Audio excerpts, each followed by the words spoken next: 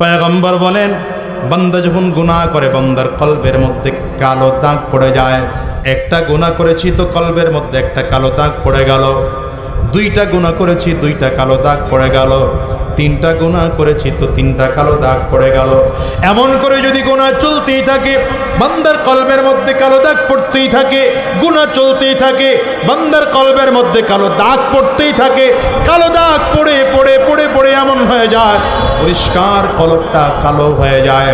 আর পরিষ্কার কলবটা যখন কালো হয়ে যায়, কলবটা খারাপ হয়ে যায়, কলবটা নষ্ট হয়ে যায়, কলবটা ডিস্টার্ব হয়ে যায়, কলবটা অকেজ হয়ে যায়। এই নষ্ট কলব থাকার কারণে পুরো মানুষের বডিটা খারাপ হয়ে যায়। কারণ পয়গম্বর বলেন, আলা ইন্না ফিল জাসাদি লামুদগা ইযা সালুহাত সালুহাল জাসাদু কুল্লু ওয়া ইযা ফাসাদাত ফাসাদাল জাসাদু কুল্লু। পয়গম্বর বলেন, তোমাদের প্রত্যেকের শরীরের মধ্যে একটা ছোট্ট গোশতের টুকরা আছে। এই গোশতের টুকরাটা যখন ভালো হয়ে যায়, পুরো মানুষটাই তখন ভালো হয়ে যায়। গোশতের টুকরাটা যখন খারাপ হয়ে যায়, পুরো মানুষটাই তখন খারাপ হয়ে যায়। পয়গম্বর বলেন, ওই গোশতের টুকরার নাম কি জানো? আলা ওয়াহিয়াল কলব। পয়গম্বর বলেন, এই গোশতের টুকরাটার নাম হলো কলব। তার মানে কলব যদি কারো ভালো হয়, চোখ তার ভালো, কলব যার ভালো, ব্রেইন তার ভালো, কলব যার ভালো, হাত তার ভালো, কলব যার ভালো, পা তার ভালো, কলব যার ভালো, কাম তার ভালো, কলব যার ভালো, চলাফেরা তার ভালো, কলব যার ভালো, জবানটা তার ভালো। যার কলব ভালো তার চোখ দিয়ে গুনাহ হয় না, যার কলব ভালো তার জবান দিয়ে গুনাহ হয় না, যার কলব ভালো তার কলব তার ব্রেন দিয়ে গুনাহ হয় না, যার কলব ভালো তার হাত দিয়ে গুনাহ হয় না, যার কলব ভালো তার পা দিয়ে গুনাহ হয় না। যার কলবটা ভালো না, ওর অঙ্গ প্রত্যঙ্গ দিয়া কোনোদিন নেকের কাজ করা যায় না। এই কলবটার মধ্যে গুনাহের কারণে একের পর এক একের পর এক দাগ পড়তে থাকে। এই দাগগুলো পরিষ্কার করে যদি কলবটাকে ভালো বানাতে হয়, তো রাসূলুল্লাহ সাল্লাল্লাহু আলাইহি ওয়াসাল্লাম বলেন, লিকুল্লি শাইইন সিকালা ওয়া সিকালাতুল কুলুবি যিকরুল্লাহ। কলবটারে যদি ভালো বানাইতে চাও, প্রত্যেকটা জিনিস জং ধরে গেলে পরিষ্কার করার একটা যন্ত্র আছে বাবা, আছে না নাই? চিৎকার করে জোরে আওয়াজ করে বলেন। দেখবেন বাসায় কেচি গেটের মধ্যে যে গ্রিলটা আছে, লোহার জায়গাটা কিছুদিন পরে পরে জং ধরে যায়, অথবা জানালায় যে গ্রিলটা লাগাইলেন কিছুদিন লোহা থাকার কারণে জং ধরে যায়। মিস্ত্রিকে ডাকলেন, কিরে বেটা কেমন লোহা দিয়েছ, জং ধরে গেল কেন? মিস্ত্রি সিরিজ কাগজ দেয়া ধীরে ধীরে ধীরে ধীরে ঘষতে আরম্ভ করেছে। যত ঘষে তত জংগুলো পরিষ্কার হয়ে যায়, লোহাটা দেখতে সুন্দর দেখা যায়। এরপরে ওটার মধ্যে রং মারে। আল্লাহর নবী বলেন, গোলাম রে গুনাহ করেছো তো কলবের মধ্যে কালো দাগ পড়েছে। এই কলবের কালো দাগ যদি পরিষ্কার করতে হয়, বেশি বেশি জিকিরের জরব লাগাও, জিকিরের জরব লাগাও, জিকিরের জরব লাগাও। সকালেও জিকির করো, বিকালেও জিকির করো, দাঁড়িয়ে আছো জিকির করো, বসে আছো জিকির করো, হাঁটতেছো জিকির করো, ব্যবসা করতেছো জিকির করো, চাকরি করতেছো জিকির করো। জিকির যত বেশি করবা তত বেশি পরিষ্কার। এইবার পরিষ্কার কলবের মধ্যে এমন রং লাগা দাও, তাকওয়ার রংটা লাগা দাও। তাকওয়ার রং যদি কলবের মধ্যে লাগায় ফেলতে পারো, এই কলব দিয়ে কোনোদিন গুনাহ হবে না। এই তাকওয়াওয়ালা কলবের ব্যাপারে পয়গম্বরে আরবি রাসূলুল্লাহ সাল্লাল্লাহু আলাইহি ওয়াসাল্লাম বলেছেন, আবু বকরের কলবটা হলো তাকওয়াওয়ালা কলব। কুরআনুল কারীম আল্লাহ তাআলা এই কলবওয়ালাকে বলেন, ইয়া আইয়াতুহান নাফসুল মুতমাইন্না। আল্লাহু আকবার। এইজন্য হাদিসের মধ্যে আসছে কিয়ামতের ময়দানে আবু বকর সিদ্দিক রাদিয়াল্লাহু আনহুকে আল্লাহ তাআলা ডাক দিবেন, ইয়া আইয়াতুহান নাফসুল মুতমাইন্না ইরজিই ইলা রাব্বিকি রাদিয়াতান মারদিয়া ফাদখুলি ফি ইবাদি ওয়াদখুলি জান্নাতি। যে কলব দিয়ে গুনাহ হয় না, যে কলবটা পরিষ্কার, যে কলবের মধ্যে কোনো জারম নাই, জং নাই, এমন কলবকে আল্লাহ তাআলা ডাক দিবেন, এই কলবওয়ালা মানুষগুলো এসে যাও, আমার বান্দাদের কাতারে শামিল হয়ে যাও। এমন এক পরিষ্কারওয়ালা কলব হলো আবু বকর সিদ্দিক রাদিয়াল্লাহু আনহু। এজন্য কিয়ামতের ময়দানে আবু বকর সিদ্দিক রাদিয়াল্লাহু আনহুকে আল্লাহ তাআলা ডাক দিবেন, ডেকে ডেকে বলবেন, এই আবু বকর মুতমাইন্না ওয়ালা নফস, আসো না জান্নাতে ঢুকে যাও। আল্লাহু আকবার বলা যাবে না? জিকিরে কেমন লাভ জানো? জিকিরের কারণে মানুষের কলব নরম হয়ে যায়, মানুষের দিলটা ঠান্ডা হয়ে যায়, জিকিরের কারণে কলবটা সাফ হয়ে যায়, জিকিরের কারণে গুনাহ মুক্ত হতে পারে মানুষ। শুধু তাই নয়, জিকির হলো জান্নাতি খালি ময়দানের গাছ লাগানোর মতো বিচি। জান্নাতের ময়দানটা খালি ময়দান। মেরাজে যখন নবীজি গিয়েছেন, মনে আছে নি মেরাজ? মেরাজের খবর জানেন না?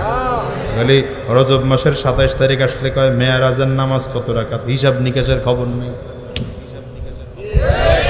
মেরাজ নবীজি যখন গিয়েছেন, সপ্তম আসমানে ওঠার পরে দেখলেন পয়গম্বর ইব্রাহিম আলাইহিস সালাতু ওয়াস সালাম, ওই যে জাতীয় পিতার কথা এসে বলছে, পয়গম্বর ইব্রাহিম আলাইহিস সালাতু ওয়াস সালাম ওই বাইতুল মামুরের ওয়ালের মধ্যে হেলান লাগায় বসে আছেন। বাইতুল মামুর কোনটা জানেন নাকি? এখন যেখানে কাবা আছে, এই কাবার বরাবর 7 আসমানের উপরে আল্লাহ পাকের নূরের তৈরি একটা ঘর আছে, যেই ঘরের নাম হচ্ছে বাইতুল মামুর। এই বর্তমান কাবাটা গোটা দুনিয়ার মানুষ তাওয়াফ করে, আর বাইতুল মামুর আল্লাহর নূরের ফেরেশতারা তাওয়াফ করে। আমার আপনার নবী রাসূলুল্লাহ সাল্লাল্লাহু আলাইহি ওয়াসাল্লাম যেদিন মেরাজে রওনা করলেন, সপ্তম আসমানে উঠে তাকিয়ে দেখলেন ইব্রাহিম আলাইহিস সালাতু ওয়াস সালাম, মুসলমানদের জাতীয় পিতা, তিনি তো বাইতুল মামুরের ওয়ালের সাথে হেলান লাগায় বসে আছেন, আর বাচ্চারা দূরে খোলা ময়দানে খেলাধুলা করতেছে। খেলাধুলার ফাঁকে ফাঁকে এসে পয়গম্বর ইব্রাহিম আলাইহিস সালামের বুকে বুকটা মিলায়া চমৎকার করে আদর নেয়। আর জাতীয় পিতা সন্তানদের কলিজার মধ্যে মিলা দেয়, কেউ তো কারো কপালের মধ্যে চুমা লাগায়। পয়গম্বর ইব্রাহিম আলাইহিস সালাম কারো গালের মধ্যে চুমা দেয়, চমৎকার করে পিতার আদর দিয়ে আবার বাচ্চাদেরকে পাঠায় দেয়। নবীজি ডেকে বললেন, জিবরাইল, এই মানুষগুলো কারা বলতো? রাসূলুল্লাহ সাল্লাল্লাহু আলাইহি ওয়াসাল্লামকে জিবরিল আমিন বললেন, পয়গম্বর, এরা দুনিয়ার ওই সন্তান যারা ছোটবেলায় জমিন থেকে বিদায় হয়ে গিয়েছে। ছোটবেলায় বিদায় নেওয়ার কারণে বাবার আদর তারা পায় নাই, মায়ের আদর তারা পায় নাই। আল্লাহ তাআলা জাতীয় পিতার কাছে আইনা বাবার আদর কিয়ামত পর্যন্ত এদেরকে দিবে। তোমার আমার নবী সরওয়ার দু আলম পয়গম্বর ইব্রাহিম আলাইহিস সালাতু ওয়াস সালামের সামনে দাঁড়ায় সালাম দিলেন। আল্লাহ বাড়ি যায় কইয়া বাড়ি পয়গম্বর ইব্রাহিম আলাইহিস সালামের সামনে দাঁড়া সালাম দেওয়ার পরে ইব্রাহিম আলাইহিস সালাম বললেন, বাবারে, তুমি আমার সন্তান, তুমি শ্রেষ্ঠ নবী, আখিরি নবী, তবে তোমার উম্মতের সাথে আমার আর কোনোদিন সাক্ষাৎ হবে না, কিন্তু তোমার মাধ্যমে তোমার উম্মতের কাছে একটা কথা পাঠায় দিতে চাই। 1 নম্বর কথা বলেছে, ও মুহাম্মদ, তুমি যখন মেরাজ শেষ করে জমিনে যাইবা, তুমি আমার পক্ষ থেকে তোমার উম্মতরে সালাম পৌঁছায় দিবা। আকরি উম্মতাকা মিন্নিস সালাম, হে পয়গম্বর, তুমি আমার পক্ষ থেকে তোমার উম্মতকে সালাম জানায় দিবা। দ্বিতীয় নম্বর বলে দিবা, ওয়া আখবিরহুম আন্নাল জান্নাতা তাইবাতুত তুরবাতি, পয়গম্বর জানায় দিবা যে জান্নাতের জন্য তোমার উম্মত পাগল, ওই জান্নাতটা কেমন জানো নেই?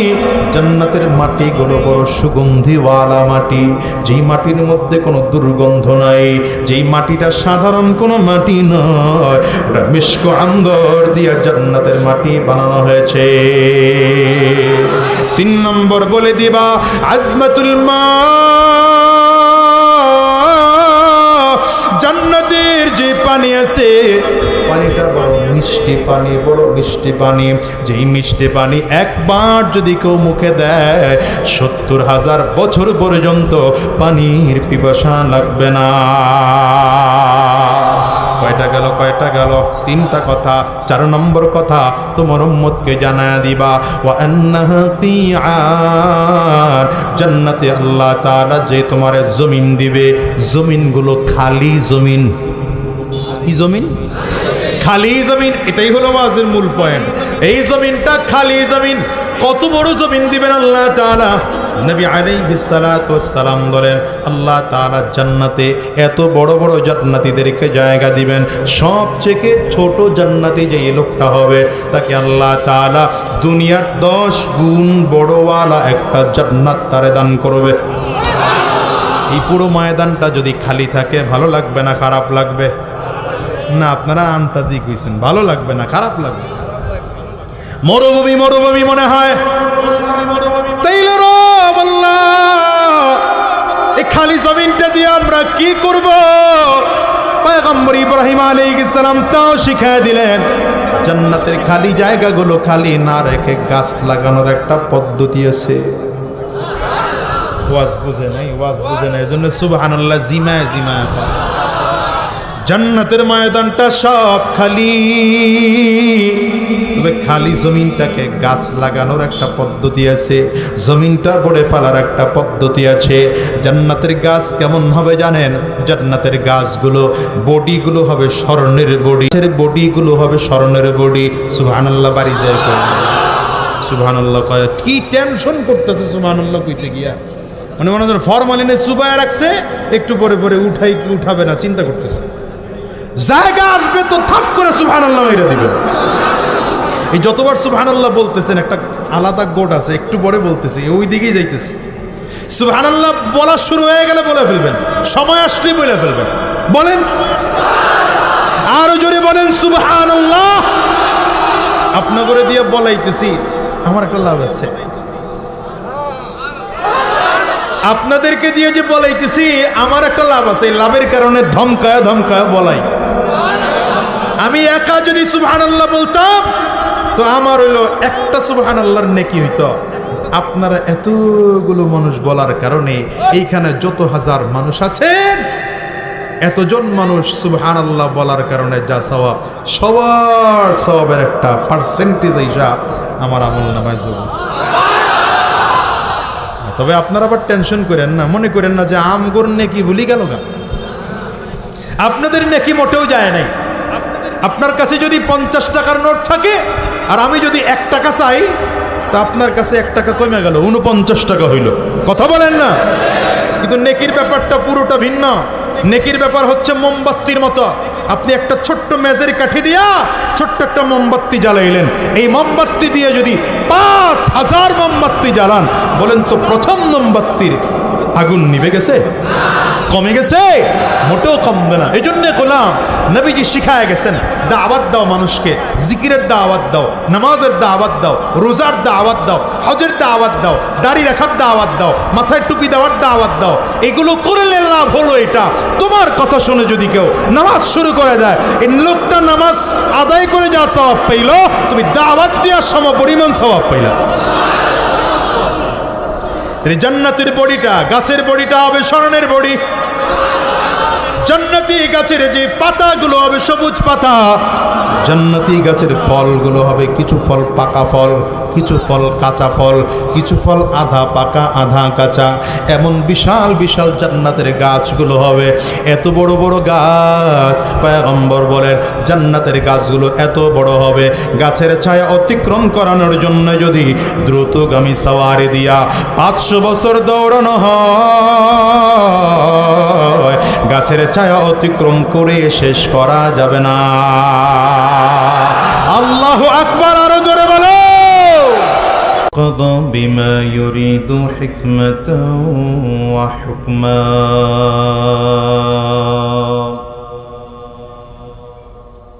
وأنعم بالنعم ابتلاء وامتحانا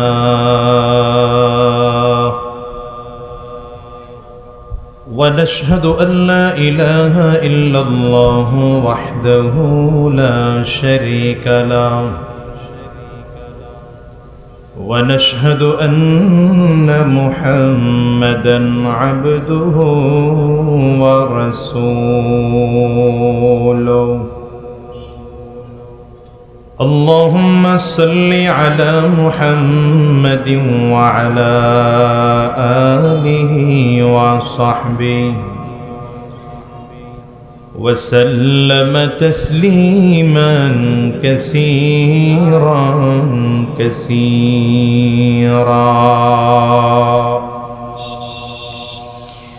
أما بعد فأعوذ بالله من الشيطان الرجيم بسم الله الرحمن الرحيم يا أيها الذين آمنوا اتقوا الله وكونوا مع الصادقين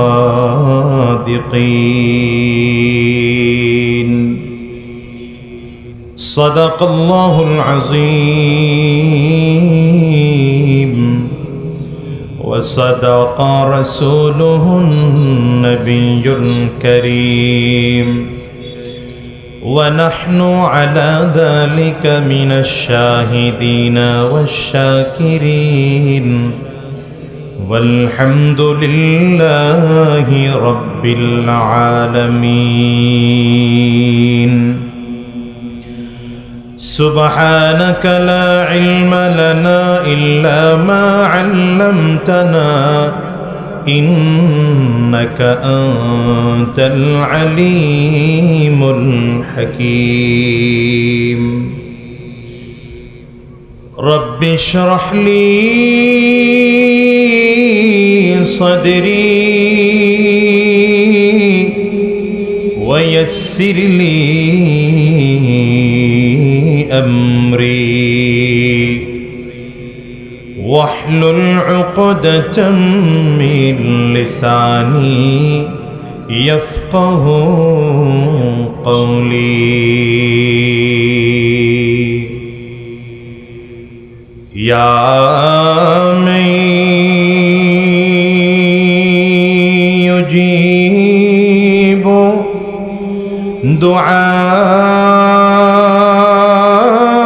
دعاء المضطر في الظلم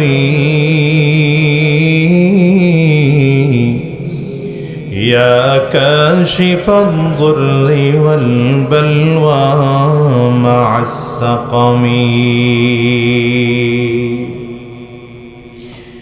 قد نام وفدك حول البيت وانتبهوا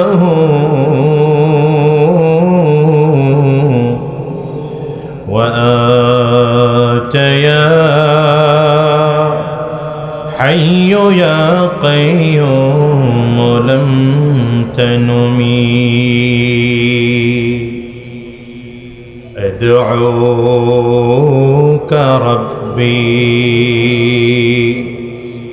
حزينا هائما قلقا فارحم بكائي بحق البيت والحرم لا إله إلا الله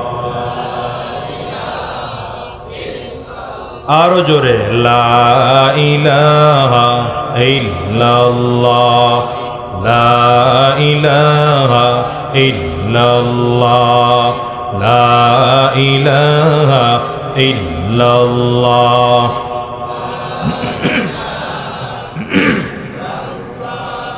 লা ইলাহা ইল্লাল্লাহ লা ইলাহা ইল্লাল্লাহ লা ইলাহা ইল্লাল্লাহ লা ইলাহা ইল্লাল্লাহ লা ইলাহা ইল্লাল্লাহ লা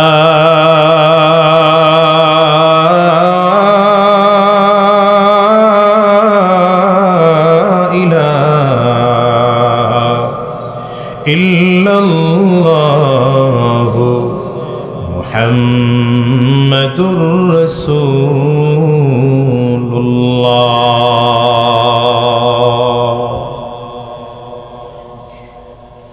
ডেমরা ইমাম উলামা ঐক্য পরিষদের উদ্যোগে আয়োজিত আজকের এই 15তম বার্ষিক 3 দিনব্যাপী তাফসীরুল কোরআন মাহফিল, 3 দিনব্যাপী মাহফিলের প্রথম দিবসের সমাপনী অধিবেশন। আজকের এই সমাপনী অধিবেশনের মুহতারাম সম্মানিত সভাপতি, সম্মানিত হযরত উলামায়ে কেরাম, সম্মুখবানে সমবেত দিন প্রিয়, ইসলাম প্রিয়, দিনদার ইমানদার মুমিন মুসলমান মর্দে মুজাহিদ ভাইরা, মুরব্বী বাবা জিরা, যুবক বন্ধুরা, কচি কাঁচা মাসুম বাচ্চারা, পর্দার অন্তরালে অবস্থানরতা সম্মানিতা শ্রদ্ধা মা ও বোনেরা, আল্লাহ পাকের শুকর যে আল্লাহ তাআলা আপনাকে আমাকে অত্যন্ত দয়া করে, মায়া করে, মহাব্বত করে ভালোবেসে আজকের এই কোরআনী মজলিসে, জান্নাতি বাগানে, ইমানদারদের মজলিসে, আল্লাহ ওয়ালাদের মজলিসে, বিশেষ করে আল্লাহ পাকের জাকিরিন ও শাকিরিন বান্দাদের মজলিসে যে রব্বে করিম মৌলে করিম আপনাকে আমাকে আসার বসার তৌফিক দান করেছেন, সে মহান রব্বুল ইজ্জত ওয়াল জালালের দরবারে শুকর আদায় করি। আমরা সকলেই জবান খুলে আওয়াজ দিয়ে জোরে সরে বলি আলহামদুলিল্লাহ। সামনে চাটাই বিছানো হয়েছে, সামনের দিকে আগায় বসুন। আগায় বসলে পরিবেশটা দেখতেও ভালো মনে হবে। হ্যাঁ, দ্রুত দ্রুত করে ফেলুন। আজকে বিকালবেলাও বৃষ্টি হয়েছে, প্রতিকূল আবহাওয়ার মধ্যে এত সুন্দর আয়োজন যে আল্লাহ তাআলা করার তৌফিক দিয়েছেন, আর আমরাও যে আসতে পেরেছি, এটা এই মাহফিল কবুল হওয়ার একটি বড় লক্ষণ, ঠিক না? আল্লাহ তাআলা আমাদের এখানে আসাটাকেও, হাজিরা দেওয়াটাকেও কবুল করে নিক এবং আজকের এই মাহফিলটাকেও কবুল করে নিক। জোরে বলেন আমিন। হয় না আওয়াজ? আরো জোরে বলেন আল্লাহুম্মা আমিন। মাহফিলে যতক্ষণ থাকবেন জবান খুলে আওয়াজ দিবেন, কারণ কণ্ঠ দুনিয়ার কারো দেওয়া না, কণ্ঠ দেওয়া কার? আঙ্গুলটা উঁচা করে বলেন। ডান হাতের আঙ্গুলটা, শাহাদাত আঙ্গুলিটা উঁচা করে সবাই বলেন, এই কণ্ঠ দেওয়া কার? হয় না আওয়াজ? আরো জোরে বলে। এমন আওয়াজে চলবে না, আরো জোরে বলেন। আল্লাহর দেওয়া কণ্ঠ। সুতরাং আল্লাহর দেওয়া কণ্ঠ আল্লাহর জন্যই খরচ করতে চায়। আসতে বলেন কেন? জোরে বলেন। দুনিয়ার মানুষগুলো দুনিয়ার নেতাদের পেছনে দৌড়ায় দৌড়ায় নিজের এনার্জি নষ্ট করে, নিজের রক্ত ঘাম মেধা শ্রম নষ্ট করে, আর জোরে জোরে চিল্লায়, আমার ভাই, তোমার ভাই, আমার ভাইয়ের চরিত্র বলে না এমন কিছু লোক, যার চরিত্র বলতেছে ফুলের মতো পবিত্র, সেই মানুষটা সুদখোর, ঘুষখোর, মদখোর, জুয়াখোর, হারামখোর, বেনামাজি, বেরোজগার, দেশদ্রোহী, ইসলাম বিদ্বেষী, নাস্তিক মনা।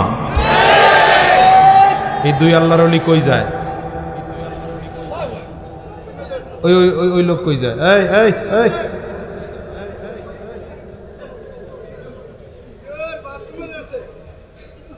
মানুষ এসে আরো বসতেছে, আর তোমরা দুইজন যাও, এটা হয়? কাম আছে? কোনো কাজ নাই তো? হ্যাঁ, কি কয় এরা? কি কয় কাজ আছে? তাহলে এনে আয়ো, যে এনেরটা হেনে আয়ো। ঘরের ছেলে ঘরে ফিরে আসো, যেখানে ছিল ওখানে চলে আসো দ্রুত। আবার তুই উঠছিস কেন? হ্যাঁ, মাশাআল্লাহ। এই খুঁটির আড়ালে বসলে তো আমরা দেখতে পারবো না, এদিকে এই যে মাশাআল্লাহ। আমি তো তোমাদের মতো যুবকদের টার্গেট করে কথা বলি, মুরব্বীদের এখন আমি ওয়াজ শোনাই না। আমি মনে করি মুরব্বীদের এখন ওয়াজ লাগে না, ওনারা এমনিই মরণের ভয় ঢুকছে, এমনি নামাজ রোজা হজ যাকাত দিনের রাস্তায় চলে, সত্য পথে চলে। এখন ওয়াজ দরকার এই সকল যুবকদের। আসতে বলে কেন, জোরে বলেন। এই প্রতিকূল পরিবেশেও যে আল্লাহ তাআলা আমাদেরকে এই জায়গায় আসার তৌফিক দিয়েছেন, এই জন্য খুশি না বেজা? এটাই বলছিলাম যে আমাদের দেশে ভাইয়েরা, আমার কষ্ট হয়, আপনাদের অসুবিধা হয়। আজকে তো প্রথম দিন, আর কষ্টের কি আছে, ঠিক না? আর আমি আজকে আলোচনা করার লোকও না, আগামীকাল কথা বলবেন আল্লামা মুফতি হাসান জামিল সাহেব দামাত বারাকাতুহুম। এরপরে বাংলাদেশের লাখো যুবকদের হৃদয়ের স্পন্দন কুয়াকাটার হুজুর, ঠিক না? আর সর্বশেষ দিন আলোচনা করবেন শেখে চরমনাই দামাত বারাকাতুহুম। আল্লাহু আকবার বলেন। আল্লাহ মাহফিলকে কবুল করে নি। জোরে বলে না, আওয়াজ করে বলে না, আওয়াজ দিবেন। মুসলমানদের আওয়াজই হলো মূল শক্তি। কথা বলে না, কথা বলে না। মুসলমানদের আওয়াজই হলো মূল শক্তি। ইসলাম বিজয় করার জন্য মুসলমান কখনোই বিমান, কামান, ক্ষেপণাস্ত্র, পিস্তল, বুলেট, রাইফেল এগুলো লাগে নাই। ইমানি পাওয়ার নিয়ে যখন ময়দানে মুসলমান ইমানের তাকবীরের ধ্বনি দিয়েছে, আওয়াজ উঁচু করেছে, বেঈমানগুলো লেজ গুটিয়ে পালাতে বাধ্য হয়েছে। ঠিক না বেঠিক? আওয়াজ করে বলেন। দেখেন না 24-এর সময় মজলুম ছোট ছোট বাচ্চাগুলো, 15 বছর, 20 বছর, 18 বছরের বাচ্চারা স্কুল, কলেজ, ইউনিভার্সিটি বন্ধ করে যখন রাজপথে জালিমের বিরুদ্ধে নেমেছিল, তো জালিম লেজ কুটিয়ে দুপুরের খানা পাকানো থাকলেও না খেয়ে পালাতে বাধ্য হয়েছে। ঠিক না বেঠিক বলেন? সুতরাং কণ্ঠ আল্লাহর দেওয়া, আল্লাহর জন্যে আওয়াজ দিতে হবে। রক্ত আল্লাহর দেওয়া, আল্লাহর জন্যে রক্ত বিলীন করতে হবে। শক্তি আল্লাহ পাকের দেওয়া, আল্লাহর জন্যই শক্তি খরচ করতে হবে। ঠিক না বেঠিক বলেন? তৈয়ার আছেন তো ইনশাআল্লাহ? আরে আমরা তো আল্লাহ বাদ দিয়া দুনিয়ার মানুষের পূজা শুরু করে দিছি। নেতা একজন বড় দেখলে মা বাহ। এখন তো বাংলাদেশের নেতার স্টাইল হলো, যে যত বড় সুদখোর সে তত বড় নেতা, যে যত বড় ঘুষখোর সে তত বড়। আল্লাহ ওই সকল ব্যক্তিদের দিকে তাকায়া বলেন, ইলা মান তালতাফিতু ইলা হুয়া খায়রুম মিন্নি। আমি আল্লাহকে বাদ দিয়া আরেক দিকে যে তাকায় আছো, আমি আল্লাহকে বাদ দিয়া নেতার আশ্রয় চাও, আমি আল্লাহকে বাদ দিয়া সুদখোর ঘুষখোরের পেছনে দৌড়াও, আমি আল্লাহর চেয়ে কি ওরা ভালো? আমি আল্লাহর চেয়ে ভালো কাউকে পাইছ? এই জন্য ওই দিকে খুঁজো আর ওই দিকে দৌড়াও। বলেন তো আল্লাহ ব্যতীত আর কেউ আছে নাকি ভালো? জোরে বলেন। তুমি ছাড়া কেউ নেই, মালিক বলে তার ডাকব। কে আমাদের রব? কে? আঙ্গুল উঁচা করেন, আঙ্গুল উঁচা করেন, চিৎকার করে জোরে ডাক দেন আল্লাহ। আরো জোরে চক্ষুটা বন্ধ করে প্রাণ উজাড় করে ডাক দেন আল্লাহ। আরো জোরে আল্লাহ। তুমি ছাড়া কেউ নেই, মালিক বলে তার ডাকব। ঠিক না? তুমি ছাড়া কেউ নেই, ভালোবেসে তার ছবি আঁকবো। তুমি ছাড়া কেউ নেই, মালিক বলে তার ডাকবো। বলেন না, তুমি ছাড়া কেউ নেই। হো তুমি ছাড়া কেউ নেই, মালিক বলে তার ডাকবো। তাই তো সারাক্ষণ ডাকি তোমাকে,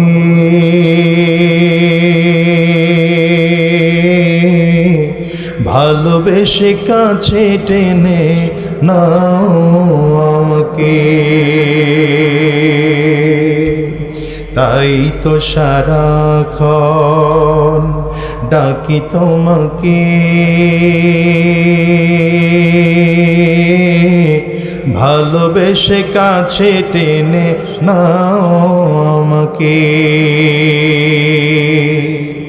হৃদয়ের গহীনে আছো তুমি, ভালোবেসে চিরদিন রাখবো, তুমি ছাড়া কেউ নেই মালিক বলে তার ডাকবো। জবান খুলে ডাকবেন আল্লাহ, আরো জোরে আল্লাহ। জবান খুলে আরো জোরে বলেন, আরো জোরে বলেন। গোটা পৃথিবীতে 4টা নাম আছে যেই নামে ডাক দিলে কলিজা ঠান্ডা হয়ে যায়। সুবহানাল্লাহ বলবেন।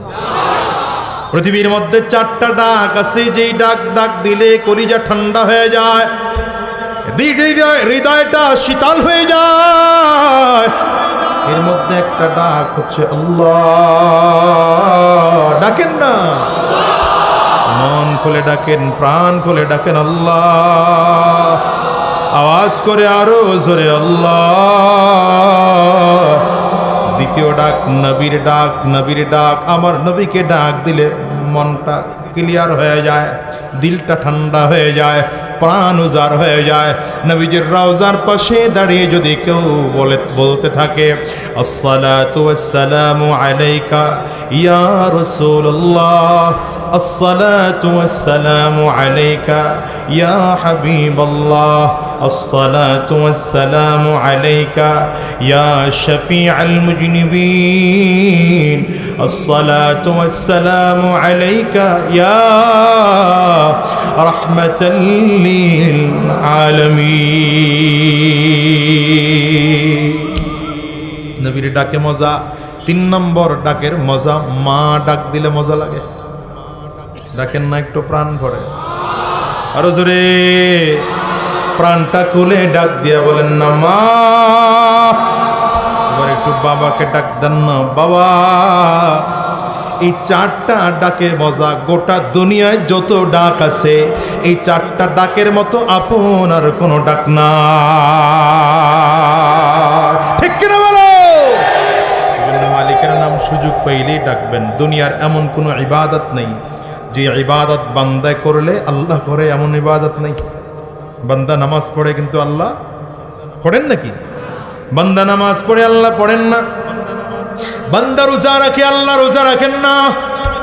বান্দা হজ করে আল্লাহ হজ করেন না। বান্দা যাকাত দেয় আল্লাহ তাআলার যাকাত দেওয়ার প্রয়োজন হয় না। কিন্তু রব বলেন গোলাম ফাযকুরুনি আযকুরুকুম, গোলাম রে তুই যদি আমার জিকির করো আমিও তোর জিকির করি। জন্য মালিকের নাম ডাকতে মজা আছে না? আওয়াজ দিয়ে জোরে ডাক দেন, আওয়াজ করে ভালো করে জোরে, প্রাণ ভরে, প্রাণটা ভরে ডাক দেন আল্লাহ। আরো জোরে আল্লাহ। আরে আমাদের কত বড়রা, আমাদের জাতীয় পিতা পয়গম্বর ইব্রাহিম আলাইহিস সালাতু ওয়াস সালাম। জাতীয় পিতার নাম কি মনে আছে তো না? 16 বছরে খায়া লাইছেন। জোরে বলেন, আরো জোরে বলেন, জাতীয় পিতার নাম কি? কেন ইব্রাহিম আলাইহিস সালামকে জাতীয় পিতা মানি কেন? আল্লাহ কোরআনে বলেছেন এই জন্য মানি। কোরআন যদি না বলতো ইব্রাহিম আলাইহিস সালামকে আমরা জাতীয় পিতা মানতাম না, ঠিক কিনা বলেন? আল্লাহ তাআলা কোরআনে বলেছেন মিল্লাতা আবিকুম ইব্রাহিম হুয়া সাম্মাকুমুল মুসলিমিন।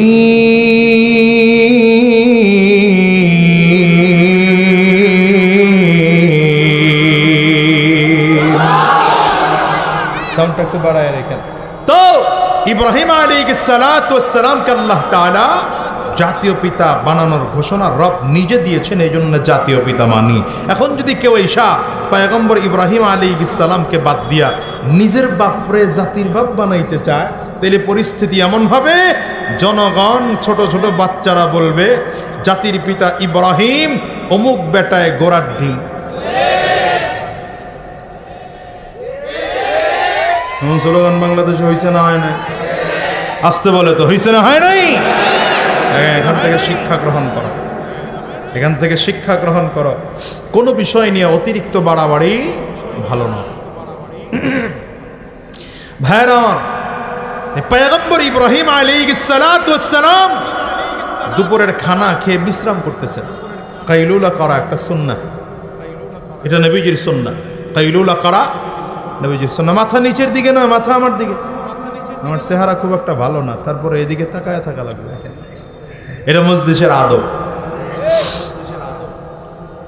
ইব্রাহিম আলাইহিস সালাম দুপুরের খানা খেয়ে হালকা বিশ্রাম করতেছেন। হঠাৎ করে খেয়াল করেন বিছানার মধ্যে ঘুমাইতেছেন যখন, যে বাড়ির দরজার সামনে দাঁড়ায় কে যেন করুণ কণ্ঠে আমার মালিকের নাম ধরে ডাকতে আরম্ভ করছে। ওখানে দাঁড়ায় ভিক্ষুক। এ কোন ভিক্ষুক? এ ছিল আল্লাহর ফেরেশতা, ফেরেশতাদের সরদার জিবরিল আলাইহিস সালাতু ওয়াস সালাম। এই জিবরিল আলাইহিস সালাম মানুষের সুরত ধরে ভিক্ষুকের বেশ নিয়ে পয়গম্বর ইব্রাহিমের কাছে আসছেন কেন? আল্লাহ পাকের কাছে বলছিলেন, আল্লাহ আপনার পয়গম্বর ইব্রাহিম জীবনের শেষ বয়সে বাদশাহী পাইয়া মনে হয় আপনাকে ভুলে গেছে। আল্লাহ বলেন, না, আমার পয়গম্বর, আমার খলিল আমাকে ভুলতে পারে না। পরীক্ষা করার জন্য জিবরিল আমিন আসছে। ওই গেটের পাশে দাঁড়ায় দাঁড়ায় ডাকে, আল্লাহু করিম, আল্লাহু করিম। ডাকেন না, আল্লাহু করিম, আল্লাহু করিম। এমন করে করে মজার ডাক দিতে আরম্ভ করেছেন। পয়গম্বর ইব্রাহিম আলাইহিস সালাতু ওয়াস সালাম বিছানায় ঘুমানো ছিলেন। ডাক শুনে একটা লাফ দিয়ে দাঁড়ায় গেলেন। এত চমৎকার করে কে আমার মালিকের নামটা ধরে ডাকে রে? এত মজার ডাক ধরে কে ডাকে তার একটু খুঁজে বের করা দরকার। ডানে আর বামে তাকায়, কাউরে খুঁজে পায় না। দৌড়ে গিয়া বাড়ির দরজা খুলেছে। বাড়ির দরজা খুললে তাকায় দেখে মেইন গেটের সামনে একজন মানুষ দাঁড়ানো, ভিক্ষুকের বেশ ধরে আমার মালিকের নামটা চমৎকার করে করে ডাকতেছেন, আল্লাহু করিম, আল্লাহু করিম। পয়গম্বর ইব্রাহিম আলাইহিস সালাতু ওয়াস সালাম তার সামনে দাঁড়ায় গেলেন। দাঁড়ালে ডাকা বন্ধ হয়ে গেল। এবার পয়গম্বর ইব্রাহিম আলাইহিস সালাম বললেন, ডাক দেওয়া বন্ধ করে দিলা কেন? তোমার কণ্ঠে আমার মালিকের নামের ডাকটা শুনতে বড় মজা লাগে। যত ডাকো তত মজা, যত ডাকো তত মজা। দেখবা দুনিয়ার মানুষ, তুমি যদি কাউকে ভালোবাসো, তোমার বন্ধু যদি সে হয়, যদি কেউ বন্ধুর প্রশংসা করে তো নিজের কাছে ভালো লাগে। কেউ যদি বিবির প্রশংসা করে তো নিজের কাছে ভালো লাগে। নিজের মাশূকের প্রশংসা করলে নিজের কাছে ভালো লাগে। পয়গম্বর ইব্রাহিম আলাইহিস সালাতু ওয়াস সালাম যখন মালিকের নামের মধুর ডাক শুনতেছে, চুপ করে দাঁড়ায় আছেন। আর ডাক দিলেন, কেন বন্ধ করে দিলা? মালিকের নামের ডাকটা আমার কাছে বড় মজা লাগে, কেন মালিকের নামের ডাকটা বন্ধ করে দিলা? যদি ডাকো আমার প্রাণটা ঠান্ডা হয়ে যায়। এখন ভিক্ষুক ডেকে বলে, পয়গম্বর এতক্ষণ মালিকের নামটা ধরে ডাক দিলাম, কিছুই দিলেন না। যদি এইবার ডাকি আপনি কি দিবেন বিনিময়ে বলেন না। পয়গম্বর ইব্রাহিম আলাইহিস সালাম বলেন, বিনিময়ে কি দেওয়ার মতো আছে? তবে শোনো, আল্লাহ তাআলা আমাকে গোটা দুনিয়ার রাজত্ব দিয়েছেন, সম্পদের অভাব নাই। যাও, আমার জীবনের যতগুলো সম্পদ আছে, আমার বিশাল ঘোড়ার পাল আছে, আমার বিশাল ঘোড়ার আর উটের পাল আছে, আমার বিশাল ছাগল আর বকরি আর ভেড়ার পাল আছে, সব তোমারে দিয়ে দিলাম। এরপরেও মালিকের নামটা ডেকে ডেকে আমারে শোনা। আল্লাহর ফেরেশতা জিবরিল দাঁড়ায় আবারও ডাক দিলেন, আল্লাহু কারীম।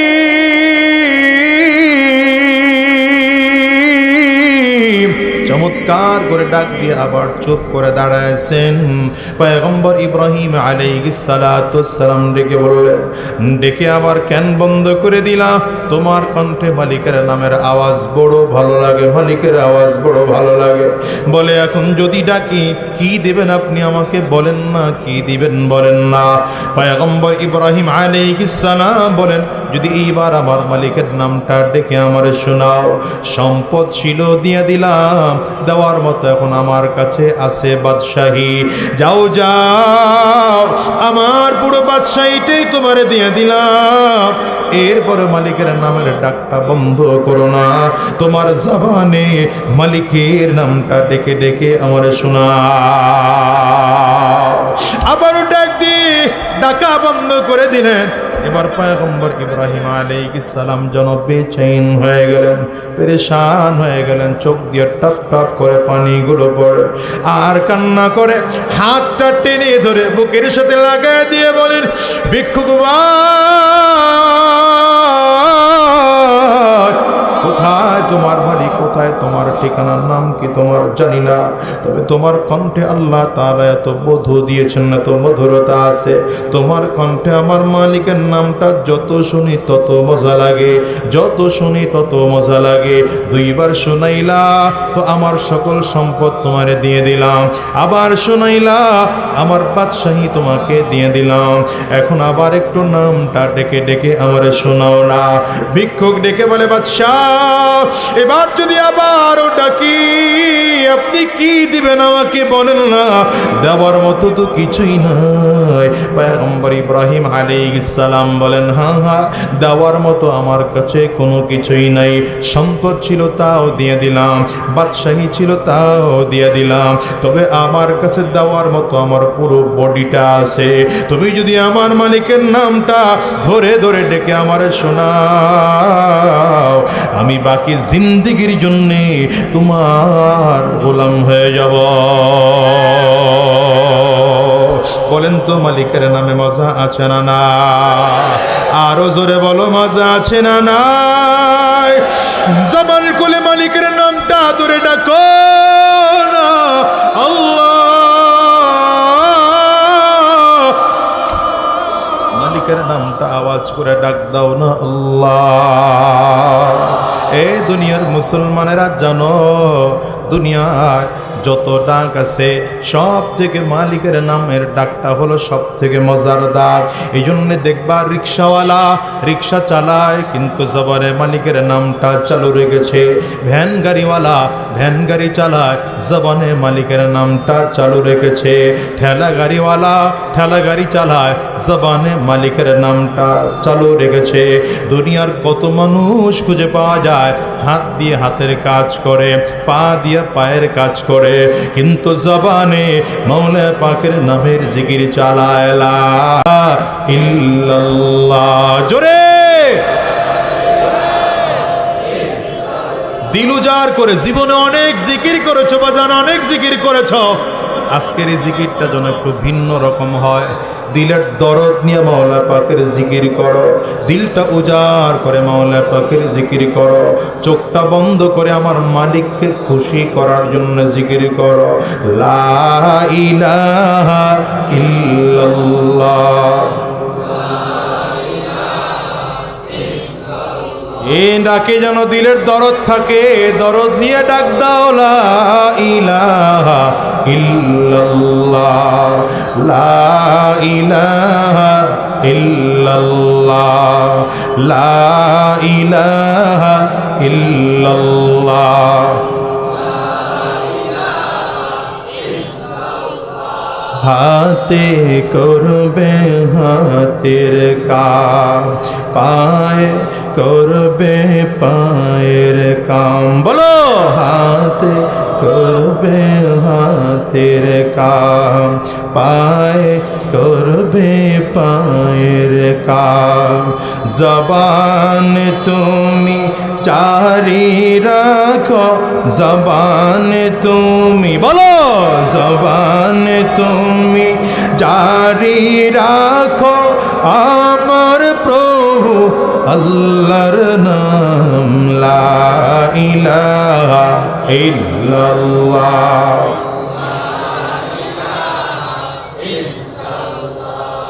লা ইলাহা ইল্লাল্লাহ, লা ইলাহা ইল্লাল্লাহ, লা ইলাহা ইল্লাল্লাহ, লা ইলাহা ইল্লাল্লাহ, লা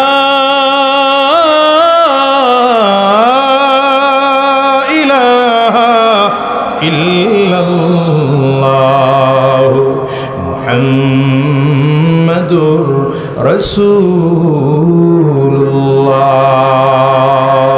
আমার পর্দার আড়ালে যত মা বোনরা আছে, হিমাইকের আওয়াজ যদি আপনাদের কান পর্যন্ত চলে যায়, আজকের এই ডেমরা ইমাম উলামা ঐক্য পরিষদের মাহফিল থেকে একটা ছোট্ট দাওয়াত দিয়ে আপনাদেরকে যাব। ঘরের মা এতদিন করে বসে রান্না করেছ, চুলায় আগুন জ্বালায়া জ্বালায়া তরকারি স্বামীর জন্য সন্তানদের জন্য রান্না করেছ, ভাত রান্না করেছ, নাপাক অবস্থায় খানা রান্না করেছ, কোনোদিন ওযু করে খানা রান্না করো নাই, মালিকের জিকির জবানে চালু রেখে রেখে খানা রান্না করো নাই। আজকে থেকে দাওয়াত দিয়ে গেলাম, আগামীকাল থেকে যখন খানা পাকাইবা ওযু করে তারপরে খানাটা পাকাইতে যাও, নাপাক অবস্থায় খানা পাকাইতে যাইও না। এরপরে জবানে জিকির চালু রাখো, ওই বটিটা হাতের মধ্যে লইয়া তরকারি কাটতে থাকবা, জবানে মওলা পাকের জিকির চালু থাকবে। ওই তরকারিগুলো চুলার মধ্যে দিয়া আস্তে আস্তে করে নাড়াইতে থাকবা, জবানে মালিকের নামের জিকির চলতে থাকবে, ভাতের মার গালতে থাকবা, জবানে মওলা পাকের জিকির চালু থাকবে। এমন করে করে যদি খানা পাকায়া স্বামীরে খাওয়াইতে পারো, সন্তানটাকে খাওয়াইতে পারো, আল্লাহর কসম করে বলে দিয়ে গেলাম, তোমার ঘরের সন্তান যুগের শ্রেষ্ঠ ওলি হবে। এই কও না ঠিক কিনা আজ করে বলো। মালিকের নামে মজা আছে না? না, আওয়াজ করে জোরে জোরে জোরে। জীবনে কত নাম ডাকছো, এই নির্বাচন আসতেছে, নেতার নাম নিতে নিতে নিতে নিতে কলিজার শুকায়া ফেলাইছো, কি পাইলা জীবনে বলো? হ্যাঁ, নেতার নাম নিয়ে কি পাইছো? পাইছো শুধু কাঠ বিস্কুট আর এক কাপ রং চা, তাও ঠান্ডা হয়ে গেছে, যা খাইলে কাশ হয়। মাসতে কয়তো লোকগুলো ঠিক না বেঠিক আওয়াজ করে কাও। এক কাপ রং চা খাইয়া চিল্লানি মারো, তোমার ভাই আমার ভাই, আমার ভাইয়ের চরিত্র কি কয়? জীবনেও বলবেন না, জীবনেও বলবেন না এই স্লোগান। কোন ব্যক্তির চরিত্র ফুলের মতো পবিত্র হতে পারে না। আসতে বললো কে হুজুর, খেয়াল করেন তো। কোন ব্যক্তির চরিত্র ফুলের মতো পবিত্র হতে পারে, ফুলের মতো পবিত্র ছিল একমাত্র তোমার আমার নেতা সরওয়ারে দু আলম আহমদ মুজতবা সৈয়দুল আম্বিয়া ইমামুল আম্বিয়া সৈয়দুল মুরসালিন ইমামুল মুরসালিন মুহাম্মদ মুজতবা সাল্লাল্লাহু আলাইহি ওয়াসাল্লাম। চিৎকার করে জোরে বলো, চিল্লা বলো ঠিক কিনা। আমার নবীর আখলাক ছাড়া পৃথিবীর কারো আখলাকের গ্যারান্টি নেই। বাংলাদেশের সবথেকে বড় পীর সাহেব, তার চরিত্র ঝামেলা থাকতে পারে কি পারে না? আয় কথা বলেন না কেন? বাংলাদেশের সবথেকে বড় ওয়াইজ বক্তা, তার চরিত্র ভেজাল থাকতে পারে না পারে না? বাংলাদেশের সবথেকে বড় শ্রেষ্ঠ বিশাল বড় আল্লামা, তার চরিত্র ঝামেলা হইতে পারে না পারে না? আমার নবীর চরিত্র,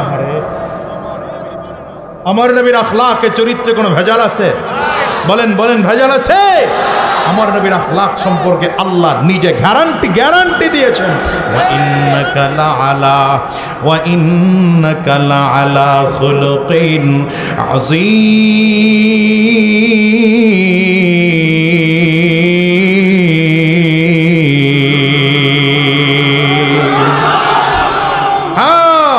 চরিত্রের গ্যারান্টি আমার আল্লাহ দিয়েছে। এই জন্য দুনিয়ার নেতাগুলোর পিছনে দৌড়ায় না। আমি মাঝে মাঝে বলি, নেতা যারে বানাইছ তুমিও নামাজ পড়ো না, তোমার নেতাও নামাজ পড়ে না, নেতাও রোজা রাখে না, তুমিও রোজা রাখো না, নেতাও হারাম রাস্তায় চলে, তুমিও হারাম রাস্তায় চলো, নেতা সুদখোর তুমিও সুদখোর, নেতা ঘুষখোর তুমিও ঘুষখোর, নেতা দেশদ্রোহী তুমিও দেশদ্রোহী, নেতা ইসলাম বিদ্বেষী তুমিও ইসলাম বিদ্বেষী। আমি তো মনে করি তোমার নেতাও জাহান্নামী তুমিও জাহান্নামী, ঠিক কিনা বলো? তোমার নেতা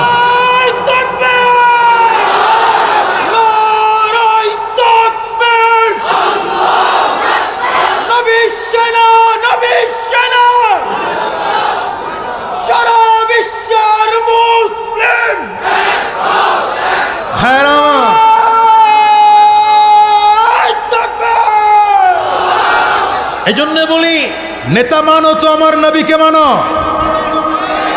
আকরে তাকাই রয়েছে গান বলো, নেতাকে আওয়াজ করে জোরে বলো, হ্যাঁ আমার নবীকে নেতা বানাও। আমার নবীর মাথায় টুপি ছিল, তুমি আমার নবীকে নেতা বানালে তোমার মাথায় টুপি থাকতো। আমার নবীর মুখে দাড়ি ছিল, তুমি আমার নবীকে নেতা মানলে তোমার মুখেও দাড়ি থাকতো। আমার নবীর সুন্নতি পোশাক ছিল, তোমার সুরত সুন্নতি পোশাক থাকা দরকার। আমার নবী সুদ খান নাই, ঘুষ খান নাই, তুমি সুদ ঘুষ খেতে পারো না। আমার নবী হারাম রাস্তায় চলেন নাই, তুমি হারাম রাস্তায় চলতে পারো না। আমার নবী গোটা জিন্দেগি দিন কায়েমের জন্য চেষ্টা ফিকির আর মেহনত করেছেন, তোমারও গোটা জিন্দেগি দিন কায়েমের জন্য চেষ্টা আর মেহনত ফিকির করা দরকার। আমার নবীও জান্নাতি ছিলেন, তুমিও জান্নাতি হয়ে জমিন থেকে বিদায় হও, ঠিক না বে ঠিক বলো? এই জন্য বলি, দুনিয়ার নেতা ঠেতা বাদ দাও, নেতা মানো তো আমার নবীকে মানো। তোমার নেতা আমার নেতা, ওই স্লোগান ড্যামরার লোকজন জানে না? জোরে বলেন, তোমার নেতা আমার নেতা, আমরা সবাই রসুল সেনা। স্লোগান আগে দিয়ে লই, এরপরে বুঝি ওয়াজের কায়দা কানুন কোন দিকে যায়। বৃষ্টির কারণে আবার মাটির নিচে স্লোগান গেল কিনা তো বুঝতে হবে না, কথা কয় না। তোমার নেতা আমার নেতা, আমরা সবাই রসুল সেনা। পারবে না স্লোগান দিতে? আওয়াজ হয় না তো, পারবে না স্লোগান দিতে? কাশি দেন, গলা ক্লিয়ার করেন, ভালো করে ঠাটায় কাশি দেন মিয়া। ভেতরে কুফুর ঢুকলো, ভেতরে শিরিক ঢুকেছে, বিদআত ঢুকেছে, ওটাকে ঈমানের প্রসার দিয়া ভেতর থেকে কলব থেকে কুফর আর শিরিক আর বিদআত বের করতে হবে। আওয়াজ করে চিল্লায় জোরে বলেন, পারবেন? স্লোগান দিতে পারবেন? কাশি দিছেন, গলা ক্লিয়ার করছেন, এবার দুই হাত টান টান করে উঁচা করেন। ডানে আর বামে তাকিয়ে দেখেন তো হাতকে তুলে নাই, তার হাতটা ধরে তুলে দেন। যদি তারপরেও না তুলে, তাইলে মনে করবেন এই লোকটা জাতীয় অলস ফেডারেশনের সদস্য। হাত তুলল, হাতগুলো মুঠ করেন, ঝাঁকি দেন, জোরে সোরে ঝাঁকি দেন। এমনে না, ভালো করে আরো জোরে ঝাঁকি দেন। জাকির চেয়ে আর একজনের নাক টাক ফাটায় দিয়েন। এবার কণ্ঠের যতটুকু আওয়াজ আছে পুরোটা আওয়াজ ছেড়ে দিয়ে একটা তাকবীর হবে। মুসলমান রেডি? আওয়াজই তো পাই না, রেডি? বিগত দিনের ড্যামরার আওয়াজ আর আজকের আওয়াজ এক মনে হচ্ছে না, জোরে বলেন রেডি? গলা ফাটায় দিয়া এখান থেকে আওয়াজ দিবেন চিটাগাং রোড, আর এই দিক থেকে কি স্টাফ কোয়ার্টার আওয়াজ যেতে হবে, ঠিক কিনা বলো? দুই হাত উঁচা করে, হাত নিচের দিকে নামলো কেন? দুই হাত উঁচা করে নারে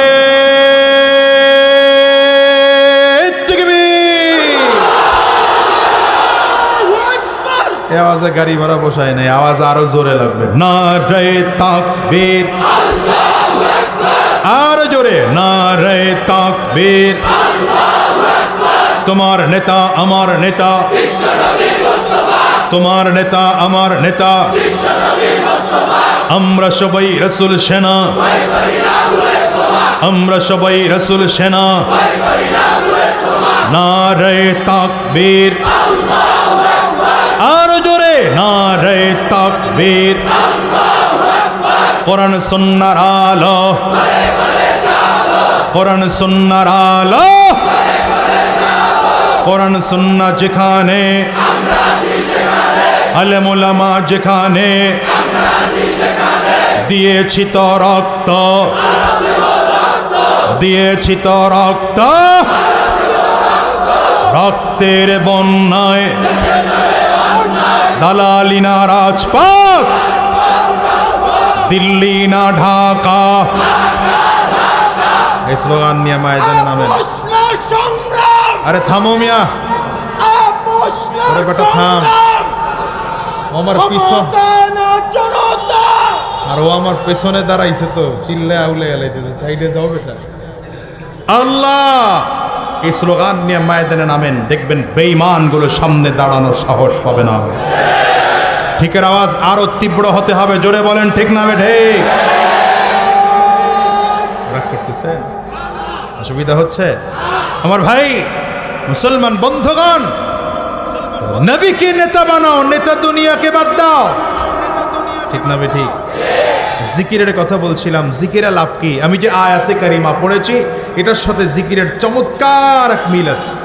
আয়াতে কারিমা তিলাওয়াত করেছে আল্লাহ বলেন, ইয়া আইয়ুহাল্লাযীনা আমানুত্তাকুল্লাহ,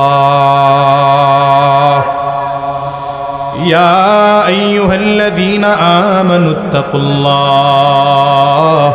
ওয়া কুনু মা'আস সাদিকিন।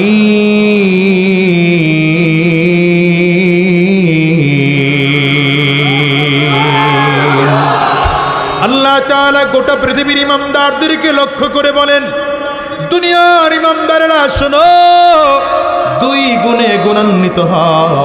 এক নম্বর তাকওয়া অর্জন করো, দ্বিতীয় নম্বর সত্যবাদীদের সঙ্গে হও। এক নম্বর তাকওয়া অর্জন করতে বলেছেন, বলেন কি বলেছেন? আরো জোরে বলেন, আরো জোরে বলেন। এক নম্বর তাকওয়া অর্জন করতে বললেন, দ্বিতীয় নম্বর সত্যবাদীদের সঙ্গী হওয়ার জন্য বললেন। তাকওয়া মানে কি বলো? তাকওয়া মানে হলো ভয়। কার ভয়? আওয়াজ করে জোরে বলো। তাকওয়া মানে আল্লাহর ভয়।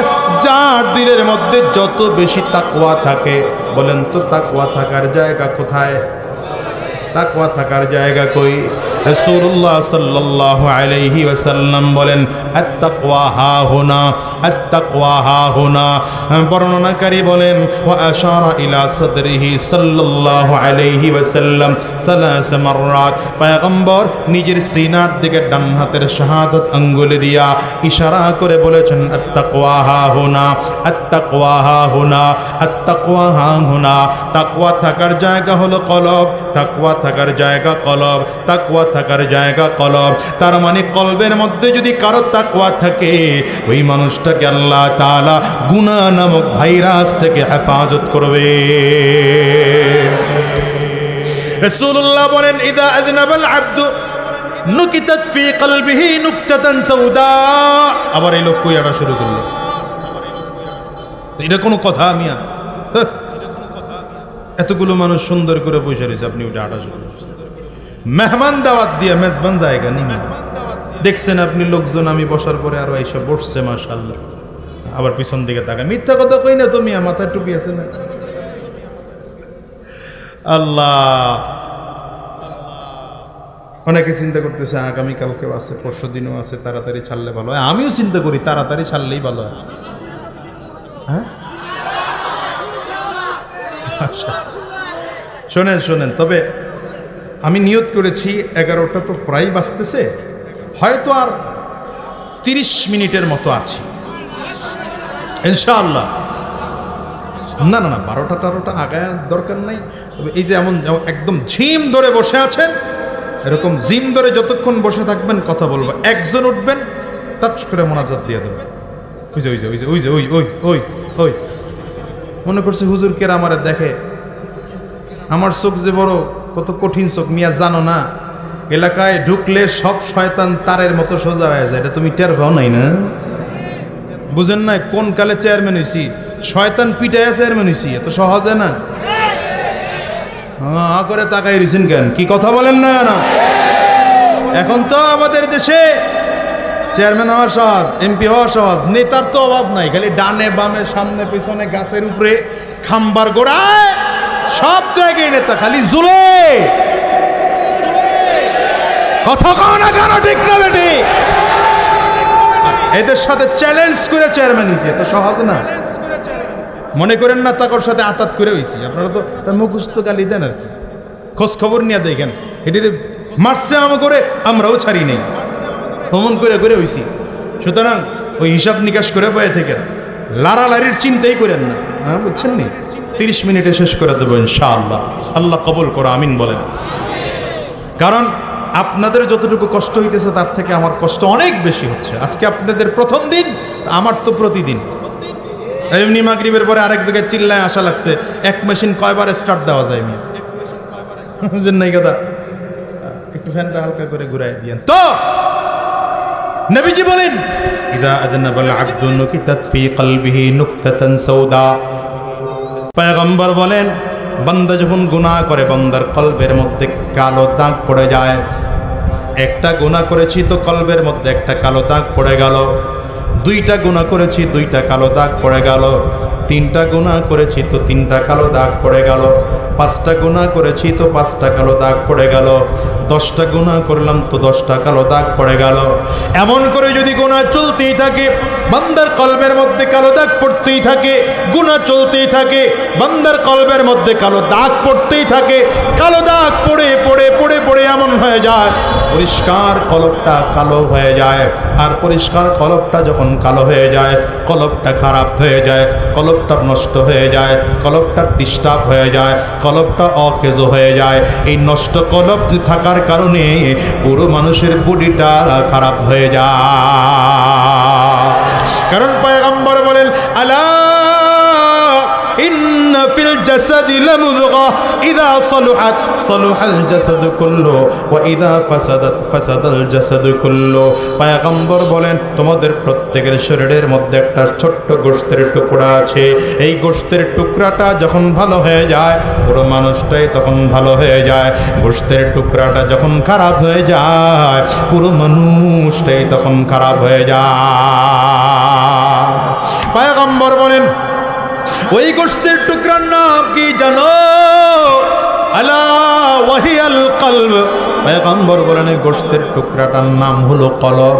তার মানে কলব যদি কারো ভালো হয়, চোখ তার ভালো, কলব যার ভালো, ব্রেইন তার ভালো, কলব যার ভালো, হাত তার ভালো, কলব যার ভালো, পা তার ভালো, কলব যার ভালো, কান তার ভালো, কলব যার ভালো, চলাফেরা তার ভালো, কলব যার ভালো, জবানটা তার ভালো।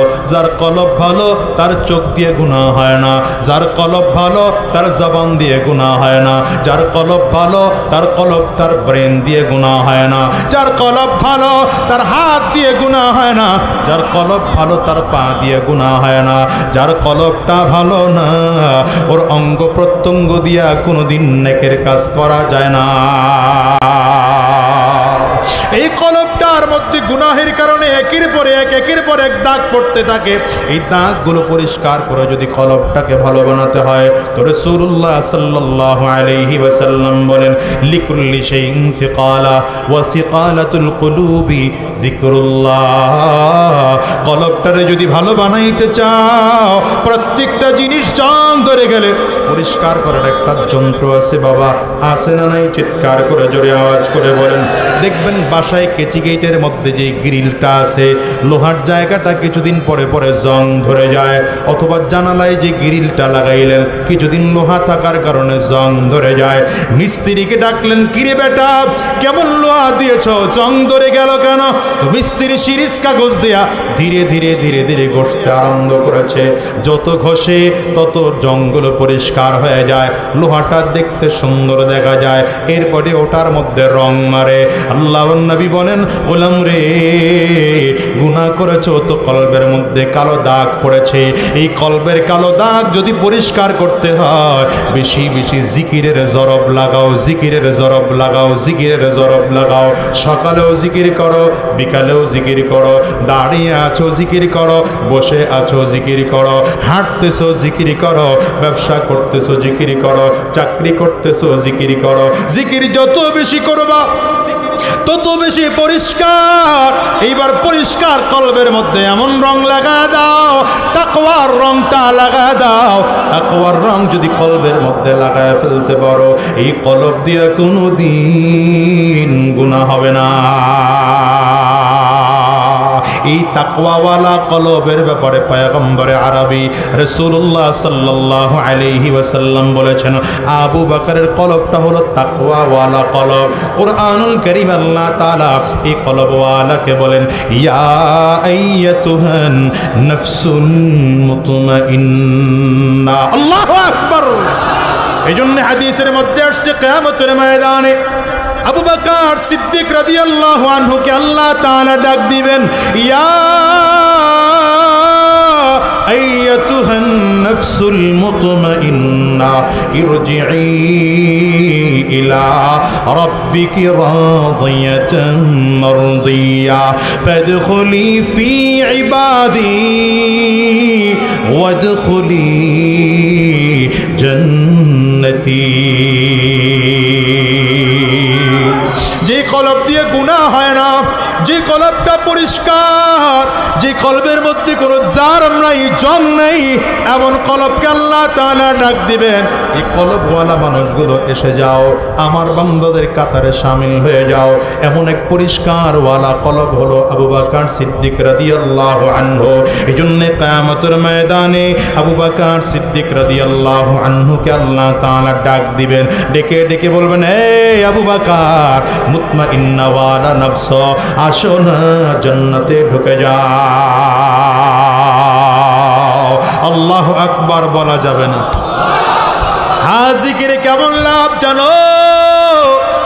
জিকিরের কারণে মানুষের কলব নরম হয়ে যায়, মানুষের দিলটা ঠান্ডা হয়ে যায়, জিকিরের কারণে কলবটা সাফ হয়ে যায়, জিকিরের কারণে গুনাহ মুক্ত হতে পারে মানুষ। শুধু তাই নয়, জিকির হলো জান্নাতি খালি ময়দানের গাছ লাগানোর মতো বিচি। জান্নাতের ময়দানটা খালি ময়দান। মেরাজে যখন নবীজি গিয়েছেন, মনে আছে নি মেরাজ? মেরাজের খবর জানেন না? খালি রজব মাসের 27 তারিখ আসলে কয় মেরাজের নামাজ কত রাকাত, হিসাব নিকাশের খবর নেই।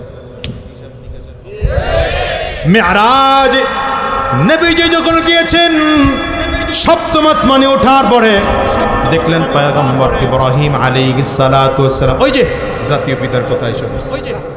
হ্যাঁ, আকুরে তাকায় কথা বলেন। জাতীয় পিতা পয়গম্বর ইব্রাহিম। বাবা তুমি এখানে বসে বসে আমার নড়াচড়া করো না, এখানে আসো। তুমি নড়লে আবার চেহারা বারবার আমার নজর নষ্ট হয়ে যায়। পয়গম্বর ইব্রাহিম আলাইহিস সালাতু ওয়াস সালাম ওই বাইতুল মামুরের ওয়ালের মধ্যে হেলান লাগায় বসে আছেন। বাইতুল মামুর কোনটা জানেন নাকি? এখন যেখানে কাবা আছে, এই কাবার বরাবর 7 আসমানের উপরে আল্লাহ পাকের নূরের তৈরি একটা ঘর আছে, যে ঘরের নাম হচ্ছে বাইতুল মামুর। এই বর্তমান কাবাটা গোটা দুনিয়ার মানুষ তাওয়াফ করে, আর বাইতুল মামুর আল্লাহর নূরের ফেরেশতারা তাওয়াফ করে। আমার আপনার নবী রাসূলুল্লাহ সাল্লাল্লাহু আলাইহি ওয়াসাল্লাম যেদিন মেরাজে রওনা করলেন, সপ্তম আসমানে উঠে তাকিয়ে দেখলেন ইব্রাহিম আলাইহিস সালাতু ওয়াস সালাম, মুসলমানদের জাতীয় পিতা, তিনি তো বাইতুল মামুরের ওয়ালের সাথে হেলান লাগায় বসে আছেন, আর বাচ্চারা দূরে খোলা ময়দানে খেলাধুলা করতেছে। খেলাধুলার ফাঁকে ফাঁকে এসে পয়গম্বর ইব্রাহিম আলাইহিস সালামের বুকে বুকটা মিলায়া চমৎকার করে আদর নেয়। আর জাতীয় পিতা সন্তানদের কলিজার মধ্যে মিলা দেয়।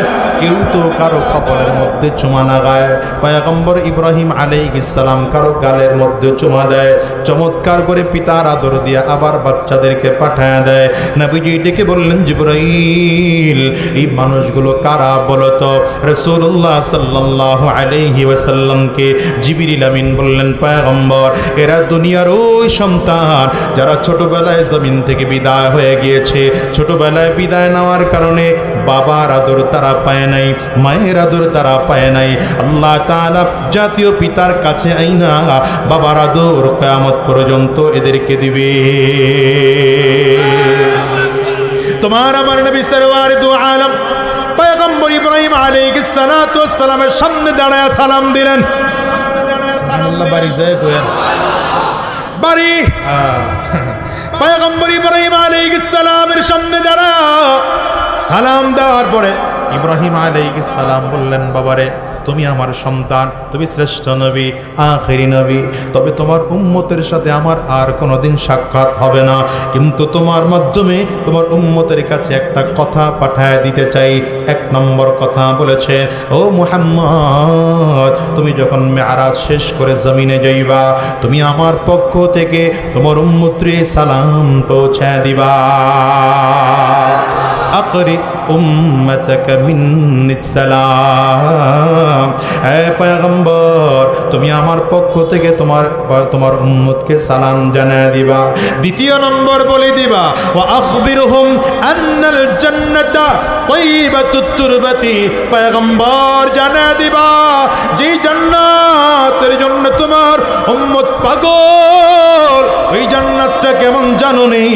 জান্নাতের মাটিগুলো বড় সুগন্ধিওয়ালা মাটি, যেই মাটির মধ্যে কোনো দুর্গন্ধ নাই, যেই মাটিটা সাধারণ কোনো মাটি নয়, ওটা মিশক আন্দর দিয়া জান্নাতের মাটি বানানো হয়েছে। তিন নম্বর বলে দিবা, আজমাতুল মা, জান্নাতের যে পানি আছে, পানিটা বড় মিষ্টি পানি, বড় মিষ্টি পানি, যেই মিষ্টি পানি একবার যদি কেউ মুখে দেয় ৭০,০০০ বছর পর্যন্ত পানির পিপাসা লাগবে না। কয়টা গেল? তিনটা কথা। ৪ নম্বর কথা, তোমার উম্মতকে জানায়া দিবা, ওয়া আন্নাহা কিআন, জান্নাতে আল্লাহ তাআলা যে তোমারে জমিন দিবে, জমিনগুলো খালি জমিন। কি জমিন? খালি জমিন। এটাই হলো ওয়াজের মূল পয়েন্ট। এই জমিনটা খালি জমিন। কত বড় জমিন দিবেন আল্লাহ তাআলা?